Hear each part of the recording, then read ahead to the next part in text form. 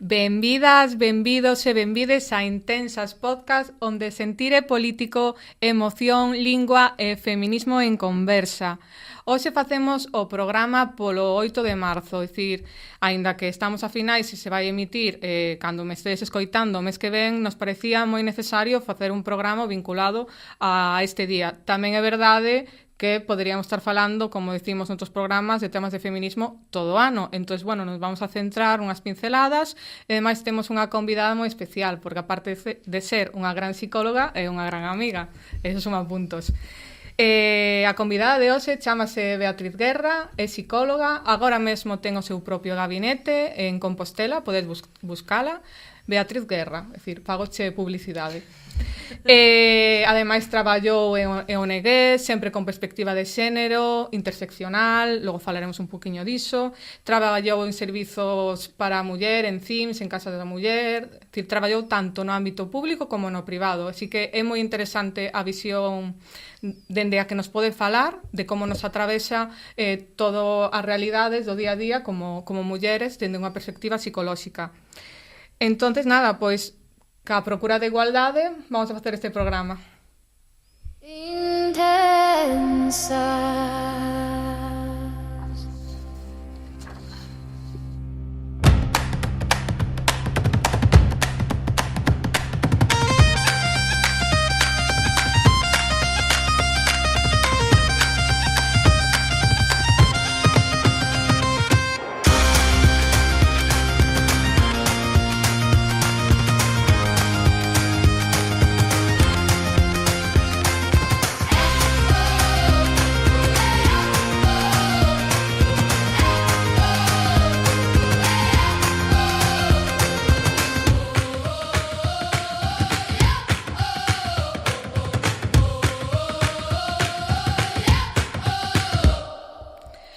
Seguimos. Hoxe vamos a plantexar o programa con outra dinámica. Xa nos diréis en comentarios que vos parece.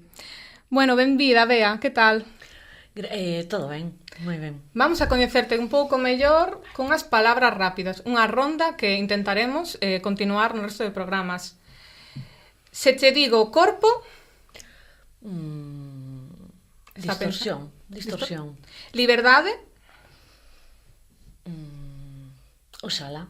Máis rápido. Medo. Das mulleres. Muller. Fortaleza. Agora, unhas para coñecerte máis a fondo. Unha referente. Ou un referente. Aí dudei moito. Para min creo que referentes son as mulleres anónimas que estamos descubrindo agora no século XXI, que fixeron moitísimas cousas que non sabemos, non? Pois asociacións de mulleres anónimas contra a violencia ou favorecendo, non, o aborto cando non se podía. Para min son esas referentes. Podo decir psicólogas, traballadoras sociales. Tamén é certo que o traballar con mulleres, a verdad que son a maioría das miñas pacientes que son violentadas, para min tamén son referentes, non? Como se foron fortalecendo, e incluso cando chegan a terapia, que son máis fortes do que elas pensan. Acabas de gallarme con esta resposta. Non esperaba. Un libro. Comer as flores, a ver se o digo ben, de Lucía Solla, que está en galego tamén. Está en castelán e en galego, que acaban de maravilla. Película ou serie?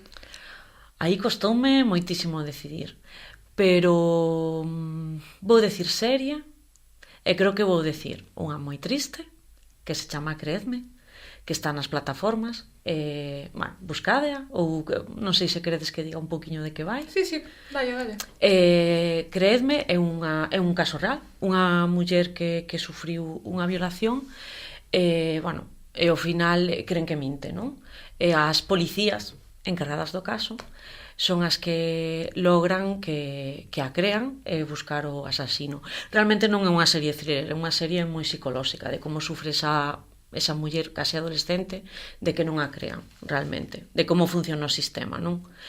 E outra moi divertida que se chama Glow, que está nas plataformas,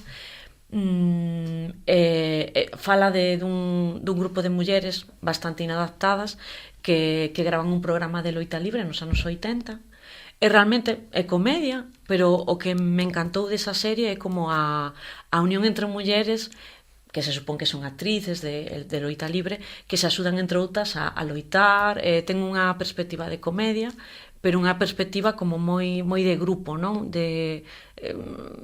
Sei que está como moi utilizada e moi manida a palabra sororidade, pero gústame esa unión de mulleres que se axudan, non? Pues, entonces, bueno, la recomendo. Ten varias temporadas, as primeiras 2 temporadas son moi chulas, a verdad. No, a verdade, esa serie, fiando co que falamos na actualidade, de que ahora as mulleres empezamos xa a non competir entre nós, aínda que non nos caigamos ben, entendemos que nos temos que axudar, darnos a man, é dicir, hoxe tamén poderíamos falar da amizade, que aí tamén hai diferentes perspectivas, non? Que pode ser transformadora, pero porque sexa unha muller non ten que caer ben, pero sí que é certo que entendes que está sufrindo X violencias e que ahora mismo xa estamos educadas desde outra perspectiva que non a competición, ou polo menos iso intentamos rachar as que estamos concienciadas niso de que non somos unhas competidoras, que temos que axudarnos, que senón non vamos a ir cara adiante se nosotras mesmas non nos botamos unha man. Entón, esa serie, a verdade é que ten moi boa pinta para falar diso, e como dis, a palabra sororidade sí que utilizamos un montón, pero que a verdade é a meta para seguir traballando. Ben, Bea, ti como psicóloga, e ao final con a perspectiva feminista, como se traduce iso no teu día a día? A nivel terapéutico, claro, sobre todo. Eu o que, a pesar de... Bueno, ahora estou en privado, pero traballei en servicios sociales e en ONGs. Claro, ao final as mulleres que veñen a nós, hai síntomas, vale, hai ansiedade, hai depresión, hai trastornos alimentarios, pero ao final temos que ver o contexto. Se unha muller ten ansiedade e ten depresión, que pasa nese contexto? O mellor, se nos enche a palabra de carga mental das mulleres, claro, as mulleres que veñen a terapia teñen unha carga mental enorme de homes que non se ocupan de criar, homes que non se ocupan da casa, ou mulleres que traballan fora da súa casa, dentro da súa casa, e iso ten consecuencias a nivel saúde física e saúde mental. Xa non de falar de trastornos alimentarios ou de estrés, de estrés das mulleres, non? E ao final, cando empezamos a revisar ese contexto, non? En que as mulleres falan, bueno, claro, as cousas da casa, tal. Entón, é como... Eu a veces a propósito fago má sorprendida de... Claro, cantas horas traballas ti dentro da casa, non? E fora da casa. Sí, mas esa pregunta sería, cando descansas? Tes algún momento para ti? Entón, igual, o decimos moito, falamos moito da interseccionalidade neste programa. Como integras ti na túa terapia? Porque ao final, se non fas esa mirada, non completarías ese contexto do que falas. Claro, ao final, unha muller... Esa parte de interseccionalidade non só é que haxa vulnerabilidade por ser muller. A veces hai vulnerabilidade por clase social, por inmigración, por raza moitas veces, e moitas veces por discapacidade. Entonces, xuntando todos esos elementos, vai haber maior vulnerabilidade de pobreza. Unha cousa moi básica, non? A nosa clase social a veces nos permite poder ter unha rede social, poder ter descanso de amigas, de o mellor ir a dar un simple paseo, ou simplemente poder ir a unha clase de pilates, non? A clase social a veces determina moitas cousas, moitas veces a cultura tamén é moi importante. Entón, ao final, cando facemos terapia desde unha perspectiva feminista, hai que poñer en valor todos estes elementos para facer unha terapia. Claro, ao final, se temos unha muller diante que a súa cultura é pois coidar da casa, ou é moi difícil ir contra eso, non? Temos que ter en conta de como podemos facer para que se coide dunha maneira que encaixe co seu sistema de creencias e valores. E ao final non o temos moi en conta. Podemos meternos nunha grieta pequeniña, non? Porque ti sempre estás dentro da casa cuidando. E o teu home vai fora, vai ao gimnasio, fai vida fora da casa, non? E ti estás sempre dentro. Podemos abrir grietas nesa terapia, non? pero é complicado se non temos en conta o seu sistema de valores tamén. Ao final, eso tamén ven a conto do tema da corresponsabilidade, que sí que está moi de moda, tamén en moitas organizacións falar de cuidados, pero realmente son na práctica. Os exemplos que vexo, si ves un bo discurso, temos claro, sabemos a teoría, pero na práctica, como estás vendo nas sesións, se está levando a cabo, realmente vale, si a miña parella entende de corresponsabilidade, pero é real, ou tes ti que ter a carga mental sempre de recordarlle tamén ao teu fillo, tamén son os teus platos, tamén a túa cociña, porque non deberías ter que recordarlle iso. Entonces, eso en terapia, como o xestionas?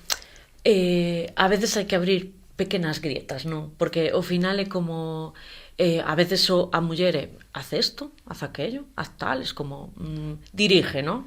E ao final eso non é unha certa corresponsabilidade, non? Pois a veces é como a veces como moitos homes é como parece que é unha función que non lle corresponde e es, non me diste las gracias, te hice de comer, pois hoy lleve los niños e es, entonces eu aí fago reflexión de, bueno, a ti te dan las gracias, a ti che dan as gracias por facer isto.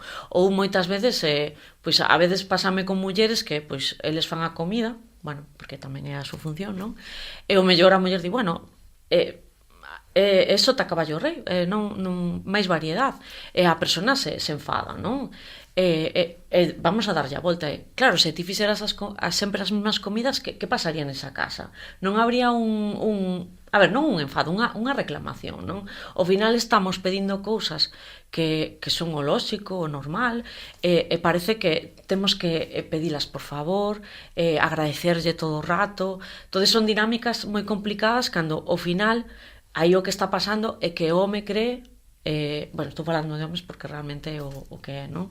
Creen que non é a súa función coidar a casa e dos nenos. Podes falar de homes porque ao final a norma, non, disto son os homes, é dicir, pode haber moitos casos, no meu caso a miña parella cociña moitísimo mellor que a min, e cando comento lles parece, bueno, parece extraño, digo, é que debería sorprender que el cociñe mellor que a min, é dicir, eu o odio profundamente, se puidera non tocaba a cociña. Pero bueno, non me queda remedio por o tema de que sí que creo na corresponsabilidade, nos horarios nos repartimos as tarefas, pero bueno, eu non lle dou as grazas cando fai cousas que entendo que, oye, fillo, se vives conmigo e queres que funcione, pois teremos que repartimos as tarefas. Pero sí que é certo que cando falamos, non, de que el cociña mellor, sorprende. Digo, a estas alturas temos que explicar algo tan básico como que, por favor, saiban cociñar. Mira, bueno, unha cousa só que quero decir sobre tema de terapia, non? Que sempre falamos da carga mental dos fillos, pero os pais e nais das mulleres que veñen a terapia, ou incluso os sogros, se poñen enfermos, e son dependientes, non? É unha carga máis a nivel de as mulleres son as que coidan realmente os familiares dependientes, porque ao final o mellor hai que leválos ao médico, hai que facerlles comidas, eso son cousas que os homes, da igual que sean pais ou sean xenros, non fan ese tipo de tarefas.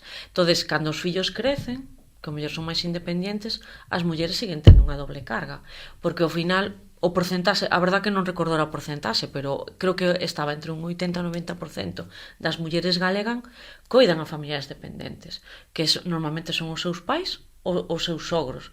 Aí hai unha diferencia de xénero que influe na saúde mental das mulleres. Unha persona cuidadora dos seus familiares non ten vida propia. Entón, bueno, quería deixalo caer porque se me estaba esquecendo aí esa parte. Ao final parece un círculo vicioso, non? Acabas de coidar a un, se volve, nada, queres estar tranquila e sigues coidando, e que así non un círculo imposible de romper. Que esperemos, por favor, que se rompa.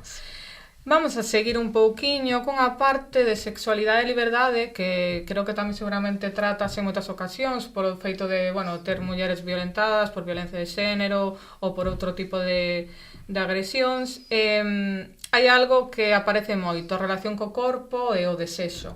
Dicir, que nos poderías dicir algo sobre ese tema? Eu o que vexo que ao final as mulleres que veñen á consulta a ver, hai unha distorsión corporal, a veces non hai un trastorno de conduta alimentaria, pero non hai unha aceptación do seu corpo, non? Ao final, sobre todo en mulleres máis novas, non? En mulleres o mellor de 35, 40, bueno, hai unha maior aceptación. Ao final, iso influe a nivel sexual, non? Bueno, a mirada do porno tamén influe de como teñen que ser os corpos, como teñen que interaccionar, non? Bueno, está aí, é algo que hai que revisar tamén de alguna maneira. E tamén, aínda que creamos que a mocidade ven cunha educación diferente, non? A dificultade para falar de sexualidade, eu cas miñas amigas, bueno, contigo, por exemplo, non me corto, podemos falar absolutamente de todo, pero sí que é certo que en certos ámbitos parece que sigue sendo un tema tabú, e as mulleres tamén nos tocamos, que vamos a ver, ou outro tipo de prácticas que consideremos, non? Ou cando en algún programa que a min, por exemplo, a Resistencia chamada Hora Revolta, que puntúe máis o coito con penetración e que o resto puntúe menos, pois digo, perdón, claro, si todo é sexo, entonces por que puntúas menos digamos, a parte externa, por decirlo de alguma maneira, que a penetración? Entonces creo que en prime time, non? A atención pública non son capaces de fixarse que aí xa están poñendo en cuestión cousas que levamos traballando e que leva moito tempo facer entender, que moitas din, por exemplo, unha nena pode dicir, eu son virgen, e que non tiven penetración, non, a ver, é que non, igual non eres, porque xa sigue habendo esa conciencia de que o sexo é iso. Entón, non sei, en terapia tamén igual, que a xente máis nova, máis adulta, o tema de que como te falan, son capaces de falar con liberdade, son temas que custan moito ir sacando, depende das feridas. A ver, en xente máis noviña sí que é certo que o que dis ti, non? A xente cree que ainda sendo virxen se non hai penetración, non? Moitas veces eu creo que as persoas de maior de 40 sí que o pasan mal, non? Na miña consulta falando de temas sexuais. A xente máis nova a veces creo que non hai tanta vergonza pero sí que é verdad que hai moito tabú, non? De, ao final, quitarse a virxinidade encima, non? Sen ter case experiencia, como danse conta de que non é algo bo. Unha presión, non? Pero ten que pasar xa. Sí. Por que? E sobre todo, bueno, o tema de identidade sí que vexo que é unha cousa, claro, a miña xeración, non? Eu teño 48, entonces non era algo tan que se pudera falar, non? Eles de adolescentes, eu son bi, a min gustan as mulleres, ou gustan os homes, como que o teñen super claro, non? E falan deso con normalidade, pero a parte sexual que me quero quitar de encima esa etiqueta, non? De ser virxen, o que implica moitas veces prácticas sexuais pois sen consentimento moitas veces, non? Ou sen estar totalmente, ou con persoas totalmente descoñecidas. Ou creen que algo que se pode facer realmente non, como cando din que como é o meu mozo, pois ten dereito a que o fagamos sempre, non, se non queres, non queres, é dicir, aí sí que podemos meter o tema de eso si é si ou non é non, é dicir, non hai, para mí non hai debate, se non hai consentimento claro, é dicir, por moito que sexa a miña parella, non tes dereito a facer nada sen non quero. Vamos a ir nun momento que aquí Miriam se quere tamén falar, vamos a falar de liñas vermellas, o falamos no 25N, pero aquí vamos a intentar contextualizar un pouco, non, de se temos unha conversa entre amigas, vea dende unha mirada máis psicolóxica, aínda que Miriam tamén é estudante de psicoloxía, así que aquí teño a dúas expertas neste momento. Pois que lle diríades unha amiga se vos di que a súa parella fai isto, non? Sempre fala mal da súa sex. Que dirías? Eu diría bandeira, non? Bandeira vermella, sí. Pero clarísimamente. Sí. Sempre estamos tolas a sex, somos tolísimas. Aí eu preguntaría, non? De decir, pero o sea, a ver, o típico, non? Por desgracia, a miña estaba tolísima, non? Entonces, vale, Contame máis, non? Contame máis de que ao final están atravesados por a perspectiva machista, non? No, argumentame, a ver, porque Sí. pode haber mulleres tolas, pero argumentame por que crees Claro, que... mira, estos días o falaban consulta, non? De claro, a miña ex estaba tola porque só me quería polos cartos. A miña ex solo me roubou cartos. Ou a verdad que solo me quería por mi casa, ou solo quería salir de fiesta. Claro, a min se me activa todas esas alarmas, ¿no? Porque como todas as mulleres queren cartos, sona moi machista, non? Ou todas as mulleres solo queren unha casa, é como algo moi distorsionado dun home de solo quería isto de mí, non? Entonces, é algo que me chirría moito, non? Solo quería salir de festa, non quería estar ca familia. E se vos diría que... Bueno, se vos digo que desaparece días e logo volve como se nada? Que gallo con eso non podo. Tanto O sea, en parella como se estás coñecendo. No, olvídate. O sea, a ver, non necesito saber onde está 24 horas, pero me refiero.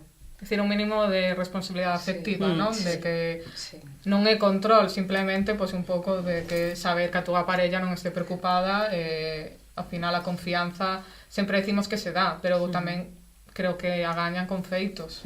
Se non sei nada de ti, non te responsabilizas de como me sinto, pois igual aquí liña vermella totalmente. E sobre todo cando a veces hai unha discusión ou algo que falar ou algo que podo che dar o teu tempo, pero dime, mira, necesito tempo ou necesito pensar, pero estoy aquí, eu estoy tal, responsabilidade afectiva. Eu creo que as parellas teñen que ter clarísimos os límites, saber poñelos, e que dentro desos límites, esos marcos que marquen, e que sexa saludable para ambos. Pero que despois tamén hai situacións nas que ti tes que saber ser. O sea, imagínate, pois, unha relación de parexa, non? Que vivido xuntos ou o que sea, e un deles sale. Colla diche, vale, pois mira, vou a tal sitio que ti normalmente sabes que cerra, pois que sea ás 5 da mañá. E diche, cando acabo xa veño pa casa. E chegan ás 7, ás 8 da mañá e non sabes nada desa persona. E colles e acabas chamando, rollo, oye, mira, pasouche algo. E ainda che contesta a borde, imagínate, no? É que estou de festa, estou non pasando ben. Eu xa, pero que vivimos na mesma casa, eu... Claro, conto con que chegues a tal hora, non che costa absolutamente nada mandar un mensaje dicindo, mira, estou non pasando ben, vou chegar máis tarde. Porque a persona que te está esperando queda moitísimo máis tranquilo e xa está. E hai moitas parexas que eso non o fan. É como unha vez que ti estás pasando ben, o resto xa non existe. Claro, creo que hai que diferenciar entre control e cuidados. Sí. Que é Sí, bastante é que non, importante. o sea, eu non necesito saber onde estás para controlar onde estás. Eu necesito saber, porque claro, se eu sobre todo cando vives na mesma casa que esa persona, porque obviamente sabes cando chega e cando non chega. Entonces, son como eso, o sea, non necesito saber con quen estás, donde estás, simplemente un mensaje de, mira, estou non pasando ben, vou chegar máis tarde. Simplemente saber que está ben esa persoa e non ter que preocuparte de que lle pasara nada. A mí parece algo bastante básico, pero parece ser que non. Sí, non, que eu, por exemplo, bueno, eu teño parexa, e sempre falamos de, mira, porque salimos bastante por separado, o sea, eu coas miñas amigas ou amigos, o sea, el cos seus. Entón, sí que temos como esa rutina, pero cando me entero de que restos de parexas que eu conozco de amigos, non? E además eu sei que a persona que se queda na casa en realidad quedase preocupado ou preocupada, o sea, aí xa dá igual de por un lado que polo outro. Que sí que é certo que é que sempre estamos na mesma, ainda que parezca como que si estamos co mesmo tema e tal, pero suelen non facer máis os homes. Nos odiamos, pero hai pautas, por favor. Hai pautas e estudos.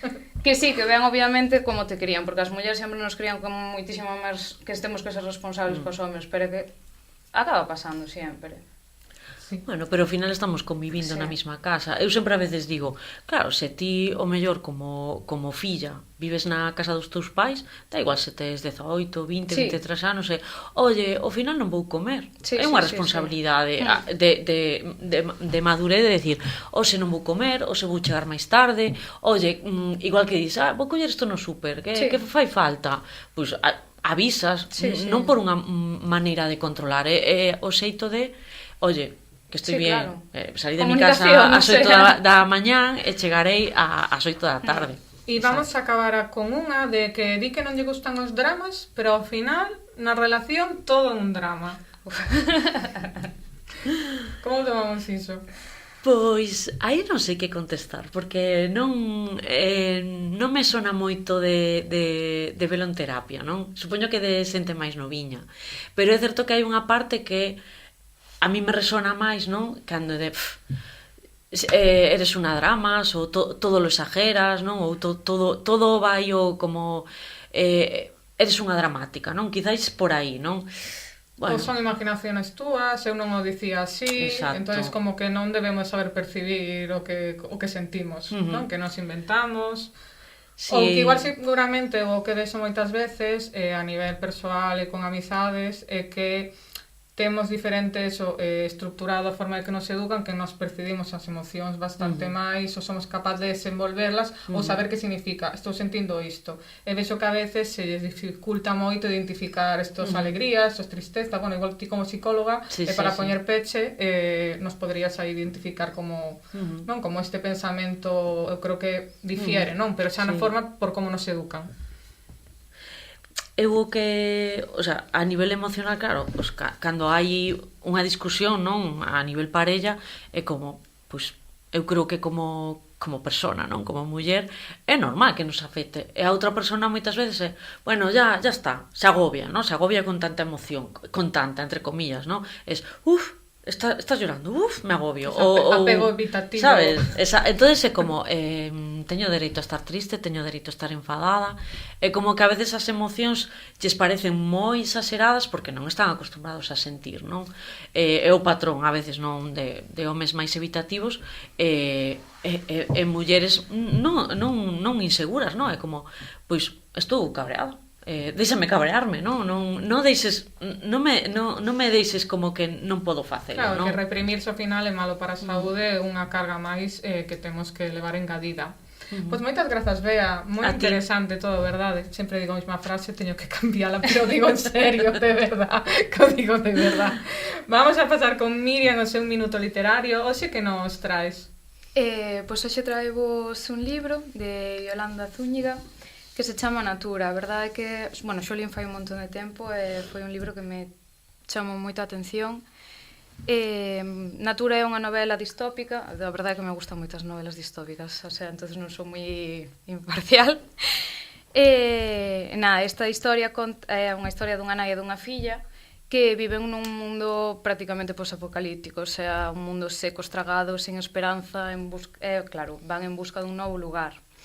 Enteranse de que existe un sitio que se chama Natura, onde aí lle prometen, bueno, a vida perfecta, basicamente. Entonces elas recorren, basicamente, do sitio no que están, a donde din que está Natura, pasando moitas penurias, bueno, aí xa, obviamente, tendes que ler o libro para saber que pasa, e cando chegan ali, obviamente, o sea, bueno, pois non é o que esperaban, o sea, dentro dese lugar, o sea, non hai espazo nin para sentimientos, nin para recordos, de feito hasta lle prohíben esas cousas, non? O sea, non teñen libertad para nada, todo está regulado, o sea, todo é normas e normas e normas. Basicamente para controlar as persoas e que todo vaya ben, entre comillas, e sobre todo, como claro está, as mulleres. Pasan por un sistema moi frío, moi controlado, como xa dixen, e a pregunta basicamente é canto estás disposto a perder da túa vida para sobrevivir. Natura é moito máis con unha historia de ciencia ficción, é unha chamada á liberdade, ao dereito a decidir, de sentir e de exixir sen pedir permiso. É destes libros que mesturan ciencia ficción con unha crítica bastante potente á sociedade, ao controle e ao corpo das mulleres. Recórdanos moito que o futuro será mellor se é xusto, máis humano, máis igualitario. A mí a verdade que me recorda un pouquiño tamén a serie do Conto da Criada, porque, bueno, claro, unha vez que chegan ali, pois encontranse con certas cousas, as mulleres especificamente, claro, tampouco quero facer moito máis spoiler, a mí a verdade que me gusta un montón, e si que dá moito que pensar, o sea, ti estás lendo ese libro e diste, o sea, hai moitas cousas aquí que no día a día O sea, son así, Están pasando. Sí, Aparte, sí, o sea, nun momento donde parece que te das a volta e perdes os dereitos adquiridos, Sí. sempre decimos de que non dedes todo por sentado, a estructura patriarcal para nada está tumbada, entonces temos que seguir traballando, estando atentas, porque se nos vamos a outros países e todo este momento geopolítico de guerra que estamos vivindo, vemos como, bueno, que nos, o que dicen, nos damos Sí. a volta e ao final vamos ir 80 anos para atrás e non vamos a poder votar. Esperemos que non. Que de momento o Estado español en Galicia parece que priman os dereitos humanos, ou iso intentemos seguir por esa liña. Bueno, mentras Bea nos deixa unha asinatura, nos vai enviar a súa foto da súa nena, se quere logo de asinar que nos explique, bueno, o que lle parece o seu camiño nunha frase de a Bea pequena a Bea na actualidade. Que difícil. Pero eu creo que lle diría que ten que estar moi orgullosa e moi contenta do camiño vivido, a pesar de, bueno, que a veces nos atopamos pedras, a veces nos atopamos ríos, pero que ten que estar moi orgullosa de todo vivido, do que fixo, non? E como amiga te digo, tens que estar moi orgullosa do que conseguiches, que vin onde estabas e ata onde chegaches, que a verdade, bravo. Pois nada, amigas, ni machismo ni feminismo, línea roja, vale, eso, por favor. Así que nada, pechamos outro programa máis, sigamos loitando día a día, o 8 de marzo son 365 días do ano, a loita das mulleres tamén é vosa, non son nosa, e acabar dicindo, amiga, viva a loita das mulleres.